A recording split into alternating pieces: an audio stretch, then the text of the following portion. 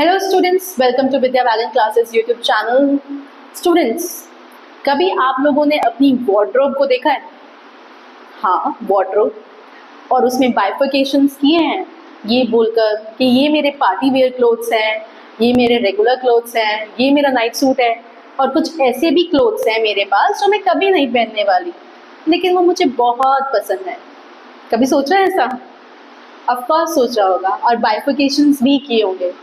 तो मुबारक हो, आप लोगों ने सेट्स सीख लिया, टाइप्स ऑफ सेट्स भी सीख लिया। कैसे? चलिए बात करते हैं।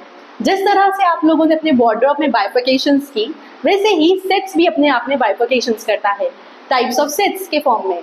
तो क्या है टाइप ऑफ सेट्स, वो हम पढ़ने वाले हैं आज की क्लास में।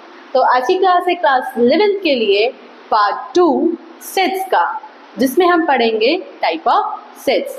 तो चलिए स्टार्ट करते हैं।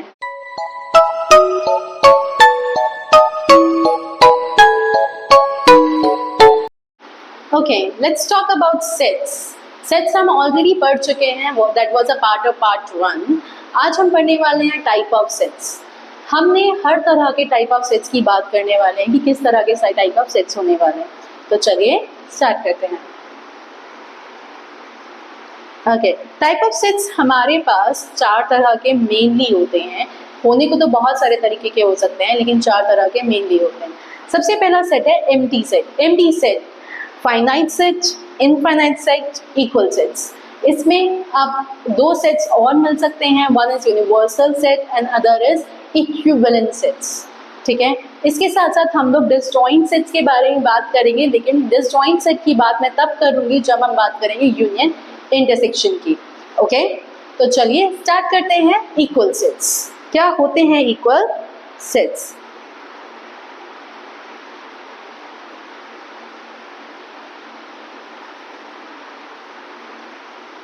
इक्वल सेट्स नहीं, एम्प्टी सेट्स। एम्प्टी सेट्स वो होते हैं जिसके अंदर कोई भी तरह का एलिमेंट ना हो, इसलिए हम उसको नल सेट भी कहते हैं। हम उसको रिप्रेजेंट कर सकते हैं इस तरह से, फाई के फॉर्म में। ओके, जो भी सेट खाली होता है, एम्प्टी होता है, मतलब उसके अंदर कोई भी एलिमेंट नहीं है, तो उसको हम कहते हैं empty sets. Okay, empty sets वो सेट होता है जो बिल्कुल एकदम खाली है। ठीक है, अब इसका एग्जाम्पल क्या होगा? एग्जाम्पल से हम बात करें कि एक स्टूडेंट, ठीक है, जो 100 ईयर्स का है और वो क्लास 11th में पढ़ता है, क्या ये पॉसिबल है? तो अगर हम इसको देखें कि एक स्टूडेंट जो 100 ईयर्स का है वो क्लास 7 में पढ़ता है, क्या ये पॉसिबल है? ये पॉसिबल ही नहीं है। तो इसके लिए हमारा जो सेट होगा वो एम्प्टी सेट होगा, या हम कह सकते हैं वो हमारा नल सेट होगा। Okay okay, next we will go with the finite sets. Finite sets वो होते हैं जिसमें नंबर ऑफ एलिमेंट्स जो होते हैं हमारे काउंटेबल होते हैं, जिसको हम काउंट कर सकते हैं कि कितने नंबर ऑफ एलिमेंट्स हैं हमारे पास, तो उसे हम क्या कहते हैं? फाइनाइट सेट्स कहते हैं। मतलब जिसमें हमारे पास लिमिटेड नंबर ऑफ एलिमेंट्स होते हैं और जिसको मैं काउंट कर सकती हूँ, वो हमारे फाइनाइट सेट्स होते हैं। जैसे हमारे पास एग्जाम्पल है sets of days in a week. एक वीक में कितने डेज होते हैं? तो ये Monday, Tuesday, Wednesday, Thursday, Friday, Saturday, Sunday, हम इसे काउंट कर सकते हैं। 7 डेज होते हैं। तो ये हमारा फाइनाइट सेट है जिसमें मैं काउंट कर सकती हूँ कि कितने नंबर ऑफ डेज होंगे या कौन कौन से डेज होंगे। तो वो सारे के सारे हमारे फाइनाइट सेट्स के पार्ट होंगे। ओके, नेक्स्ट हमारा है इनफाइनाइट सेट्स। इनफाइनाइट सेट्स क्या होते हैं? जब नंबर ऑफ एलिमेंट्स अनकाउंटेबल होते हैं, जिसको हम काउंट नहीं कर सकते। कुछ नंबर ऑफ एलिमेंट्स ऐसे होते हैं जिनको हम काउंट ही नहीं कर सकते, जैसे कितने सितारे हैं आसमान में, राइट, उसको हम काउंट कर सकते हैं? नहीं कर सकते। तो या फिर हम बोल सकते हैं कितने ट्रीज हैं अर्थ के ऊपर, उसको भी काउंट नहीं कर सकते। एक ट्रीज में कितनी लीव्स हैं, ये भी काउंट नहीं कर सकते। तो इस तरह से बहुत सारी चीज़ें ऐसी हैं जिसको हम काउंट नहीं कर सकते, जिसको हम कहते हैं इनफाइनाइट सेट।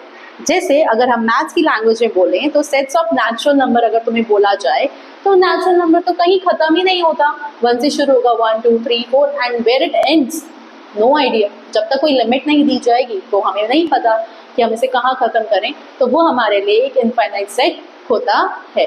ओके, तो set of natural number infinite होते हैं, तो इसलिए ये इनफाइनाइट सेट है। चलो next we will talk about the equal sets. Equal sets वो होते हैं जहाँ पे एलिमेंट्स जो होते हैं वो एग्जैक्टली सेम होते हैं। एग्जैक्टली सेम मतलब we are not talking about the numbers, number of elements same नहीं होने चाहिए, वी आर टॉकिंग कि एग्जैक्टली सेम ही है। अगर एक क्लास में राम श्याम और घनश्याम पढ़ रहा है तो दूसरी क्लास में भी वही 3 पढ़ेंगे, इररिस्पेक्टिव कि वो आगे कौन बैठा है, पीछे कौन बैठा है और बीच में कौन बैठा है, कोई फर्क नहीं पड़ता उससे।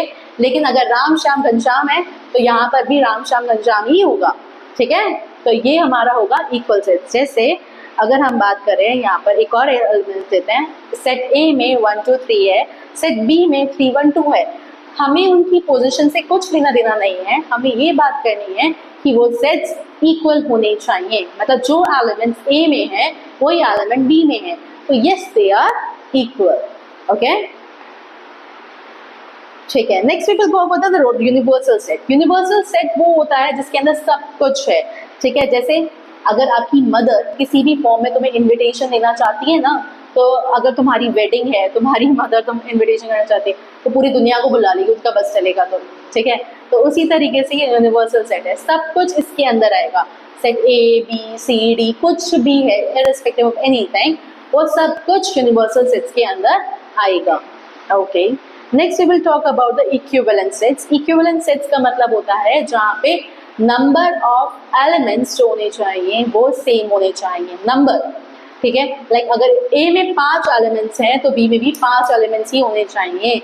जरूरी नहीं है सेम हो या ना हो, बट नंबर इक्वल होने चाहिए, ठीक है। जैसे हम यहाँ पर 5 बच्चे पढ़ रहे हैं तो यहाँ पर भी 5 ही बच्चे पढ़ने चाहिए, जरूरी नहीं है वो दोनों सेम हो, नहीं है जरूरी, ठीक है। तो इसलिए उन्होंने बोला है ये इक्विवेलेंट सेट्स होते हैं जिसमें नंबर ऑफ एलिमेंट्स इक्वल होना चाहिए, ना कि एलिमेंट्स इक्वल होने चाहिए। इक्वल सेट्स में क्या होता है, एलिमेंट्स इक्वल होने चाहिए, बट इक्विवेलेंट सेट्स में नंबर ऑफ एलिमेंट्स इक्वल होने चाहिए। ओके, चलो दैट्स इट। यहाँ पर हमारी क्लास खत्म होती है।